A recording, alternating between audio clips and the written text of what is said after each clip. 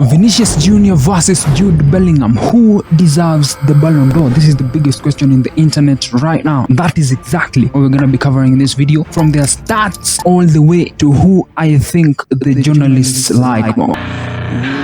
And I think you also know who. Let's get into it. So first, we're going to be looking at Jude Bellingham. We're going to be starting with his stats, from goals to assists to pass accuracy. The first stat we're going to be looking at is games played. So if you're looking at the Champions League, Bellingham has played 11 games. In the La Liga, he's played 28 games. And in the Supercopa, he's played 2 games.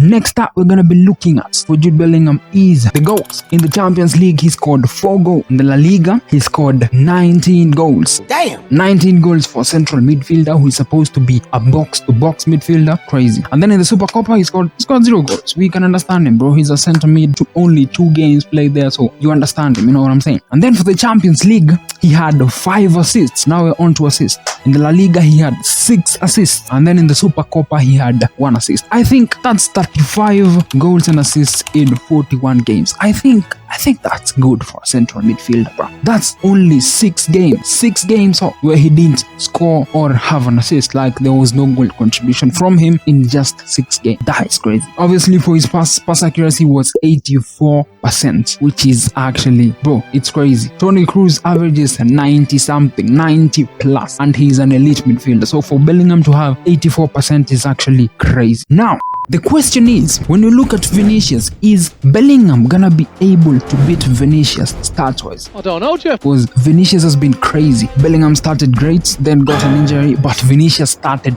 badly, then he started becoming better as the season progressed, you know what I'm saying? For Vinicius, let's look at his stats. These are Vinicius' stats. Games. He's played 10 games in the Champions League, he's played 26 games in the La Liga, and 2 games in the Supercopa. They've played 2 games. And then, these are the goals. In the Champions League, Vinicius has scored 6 goals. He scored 15 goals. I don't know how to show 15 goals. 15 goals in the La Liga, and he's also scored 3 goals in the Supercopa in 2 games. That is crazy. And then on to the assists. He has 4 assists in the Champions League. He has 5 assists in the La Liga, and he has 0 assists in the Supercopa. That is 33 GA in 38 games. Damn! 38 minus 33, that's 5 games that he has not been involved in either a goal or an assist. That is crazy in itself. This is the big old question, because I know the journalists that be voting for the Ballon d'Or, they're gonna be like, oh, we have to look at their games, we have to look at their stats, we have to look at the trophies they won. Mind you, they play for the same club. So Bellingham had 6 games where he didn't have a goal or an assist, and Vinicius had 5 games where he didn't have a goal or an assist. So Vinicius wins when it comes to stats, but they're gonna have a conundrum, because most journalists, we know who they're rooting for. I'm gonna be exposing that in a bit. The last thing that I forgot to mention is Vinicius had a 77% pass accuracy, but obviously he's a winger. He doesn't do passing most of the time, and most of his passes are like cuttings, which are mostly gonna be blocked by the defenders, so we'll let him off. 77% is still good for an attacker. He's supposed to be scoring goals, you know what I'm saying? The next thing we're gonna be looking at is the injuries. We know Vinicius had a bad injury.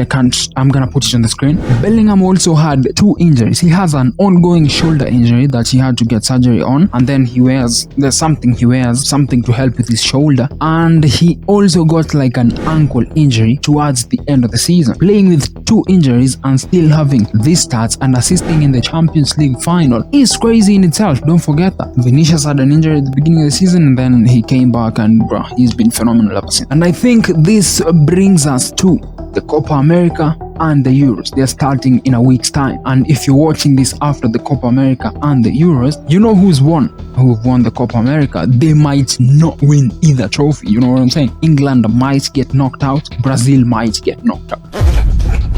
I don't know. I think this is what is gonna decide. It's gonna be who went the farthest, because if England get knocked out in the final, or they lose the final, then that means Bellingham might win it if Brazil don't get the final. You know what I'm saying? That's my take on it, and I think that's everyone's take on it. Tell me what you think about it. But one more thing, if they both get knocked out at the quarterfinal, or they both not even make it out of the group stages, it's gonna be really hard for Vinicius Jr. to win the Ballon d'Or, because the amount of PR that Bellingham has is crazy. The journalists love him. He's their sweetheart. It's like Messi versus Ronaldo. Messi is the sweetheart. And I was also astonished that Bellingham already knows how to speak Spanish, but Messi doesn't know how to speak English. I don't know how that goes, but I think Vinicius has to do a bit more to win over the journalists. I think that's the difference. Bellingham, as of now, if the journalists were asked right now, they'd give it to Bellingham. Trust me, because the votes are anonymous. You know what I'm saying?